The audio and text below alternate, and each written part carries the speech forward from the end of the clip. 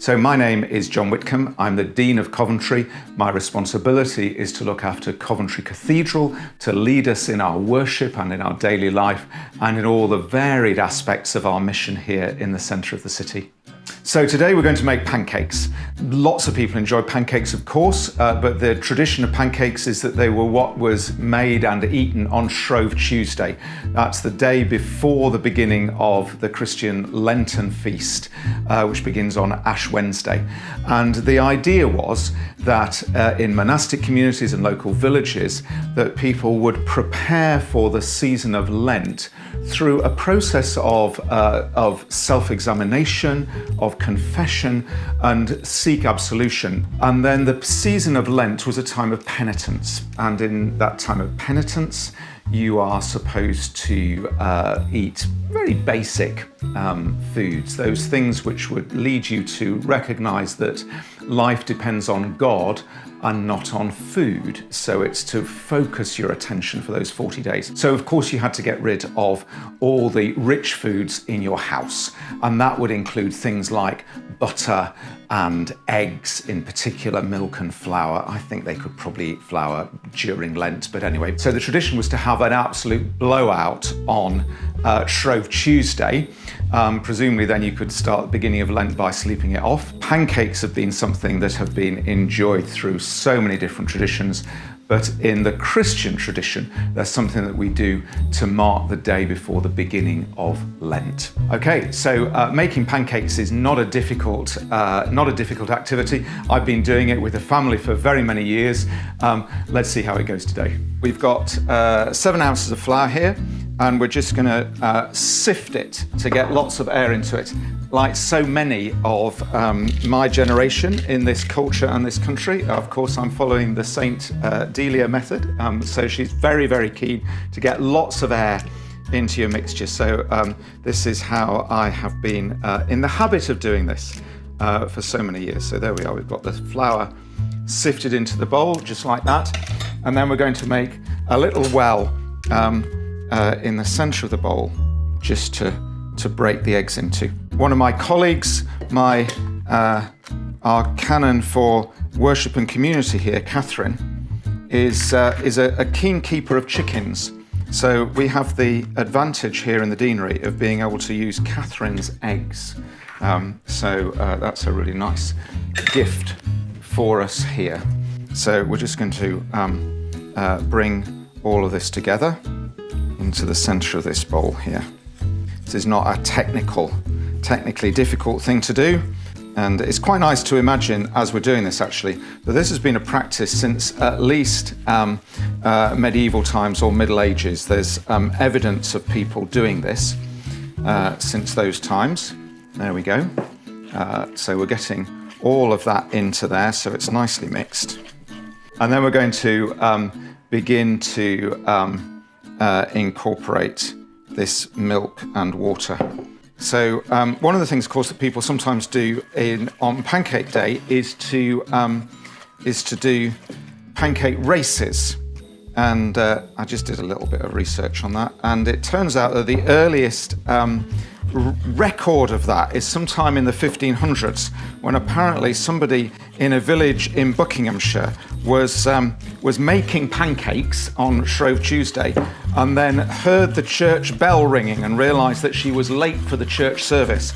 And so she ran out of the house with the frying pan in her hand, and because she didn't want the pancake that she was in the middle of making to stick to the pan, she flipped the pancake. She tossed the pancake as she was running to church. It's a great story. There's no photographic evidence, but I quite like the story. I always think, oh my gosh, there's too much milk to flour and all that sort of thing. But you just have to kind of trust that you've measured it out right, because otherwise it's going to end up really heavy.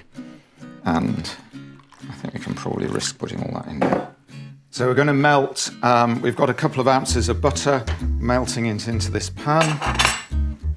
Let's just get this butter melted but not burnt. So people like to to prepare their pancakes, usually in a fairly similar sort of way. But then, of course, when it comes to what you put on them, that's where one of the great differences happens. And I suppose going back to the origins, people perhaps would have put all sorts of different things on their pancakes. Today, we're going to, when it comes to it, we're just going to go very traditional.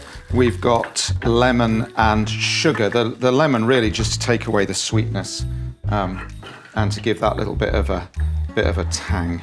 So there we are. We've got some melted butter, and we're going to put a couple of tablespoons of that into the mixture, and then going to keep a little bit to lubricate the pan. So here we go. So we've got our batter made. You can see it only takes absolutely a moment. So now we're just going to warm this pan, get it quite hot, get a little bit of the butter into the pan, but not too much, because if we have too much, then the batter will just end up it'll sort of float all round the pan, and that's not really what you want. So you want just enough just to kind of grease the pan, really. But then we are going to need the pan quite hot. So that Lenten experience of just waiting for a moment, that's what we're doing just now. So let's just have another go and see if this is. Yep, so we've got a nice little sizzle there. So we're going to pop this in here. Now, of course, I'm guessing that what you're all going to be waiting to see is if I'm going to toss it. It's actually quite difficult to do that, so I might give it a try, but I absolutely can't guarantee. So we might just see how we go on that. Yeah, we've still got a little bit to go before it gets. Let's turn the heat down a little bit. Okay. Whoa. Well, we did a kind of half toss there. We got part of it in, but then we're just going to try and turn it out a little bit in the bowl here, in the pan here. Oh dear. Well, there we are. It's a slightly mangled pancake there. We're going to try it again in a minute, though. We're making better progress than I feared, actually. So the cathedral, which we're just by here, the new cathedral was opened in 1962. It was built to, well, not to replace exactly, but to go alongside the old cathedral, which was built back in the 1400s, around the time that this sort of tradition was really being developed, which was bombed and destroyed, of course, in 1940. So in 1962, the new cathedral was opened as a way of signifying hope being born out of destruction. So for me to have the responsibility for both of those buildings is a huge privilege. And one of the things actually, of course, that we love doing is bringing people of different faith traditions into the building. So I was speaking earlier about Ramadan and the breaking of the fast, as I'm sure many will know, at the end of each day of Ramadan is called the iftar. And so some of us recently have been used to being welcomed by our local mosques to share with them in their iftar, but we were able to offer the cathedral as a place for the local Muslim community to come to us to hold their iftar. And so we had Muslim sisters and brothers with us in the cathedral for their prayers and then to break their fast, which was such a lovely thing to do. So as a cathedral, we know that we're there really for the whole of the city. In fact, one of the beautiful phrases that we heard recently was of a local Muslim woman saying to me, the cathedral is my mosque, which I found immensely moving. So we're just going to give this another try. Let's see how this goes.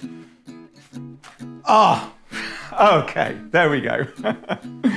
So we're just going to brown that side and then just pause for a brief moment of, oh my gosh, that worked. That's a very good start to the season of Lent, isn't it? So you can kind of live off that brief moment of triumph for the next 40 days as you're thinking about those times of deprivation. So there we have a lovely, just lightly browned pancake. So we're just going to put that gently onto the plate. And then, of course, what we need is some lemon juice. I like quite a lot of lemon juice, actually. So we'll put quite a bit of that on there. It's always good luck, I think, to have a pip. And I've actually found one of my these lovely little apostle spoons. So it's a bit of a tradition. I'm sure these were from a grandmother somewhere along the lines, that many Victorian houses had these little apostle teaspoons with images of the of the apostles from Scripture on them. So then let's just put a little bit of this sugar on here, and then just excuse my fingers a moment. We're going to just turn that like that, and there we have one of this year's pancakes. It looks a little thick to me, but then at least we were able to toss it, so that was good. Let's just see how it goes. Definitely good enough. Excellent. Thank you so much for watching this. Make your pancakes. Think about the way that they are a way of celebrating the goodness of all the things God gives us, but also as a way that may lead us into this time of self-reflection and putting things right in our lives, focusing back on the things that really matter during the season of Lent in preparation for Easter.